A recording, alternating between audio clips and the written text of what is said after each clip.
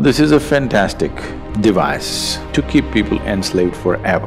And to cover this, there's a whole lot of other stories which I don't want to enter. Phenomenal tools to control populations, which has been successfully done for a long time.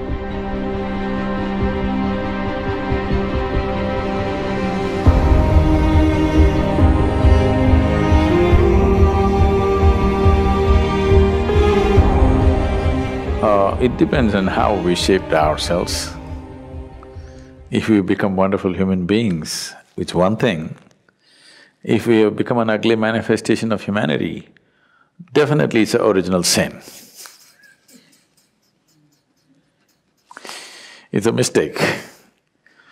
Sin is too strong a word, maybe it's a mistake. So too many mistakes are being made in the world, no question. You claim to appreciate or, well, you worship the one who is referred to as the creator, but you have a huge issue with the creation. If you do not appreciate the creation, why the hell should you worship the creator? Someone who made such a bad job of this, the only way you can even be born is through sin, I think he must be banished. Now, this is a fantastic device to keep people enslaved forever. If you do not even allow them to come to terms with their biology, they'll never come to terms with anything in their life. Always they will be dependent on an institution or a person or something who claims to have connections.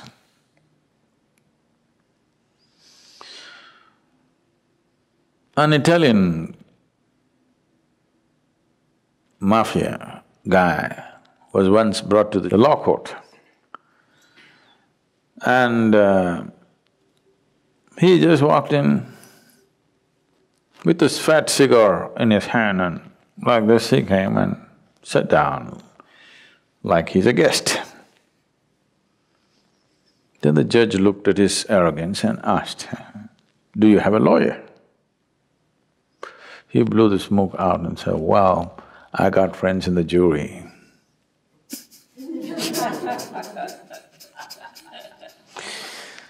So people who are supposed to have connections elsewhere, you will always be enslaved to them because you feel guilty about your biology. This whole thing goes into more grosser and grosser states. So except in certain cultures, everywhere else where dominant religious beliefs were spread, in all those cultures, unfortunately, they make you feel guilty of your very existence, because that way you will always be enslaved to whatever they have set up. Something so fundamental as the menstrual cycles in a woman, she has to feel guilty about it and she's impure. Her existence is impure.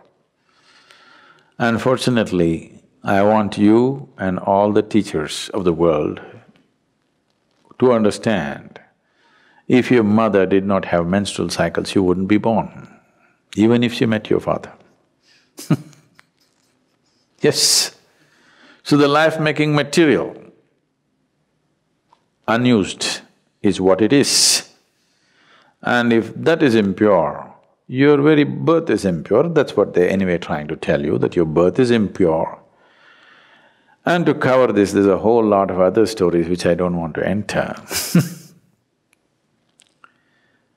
Once you are not in terms with your own physical existence, you essentially will never ever be in terms with any other dimension of your life. This itself will cover you forever.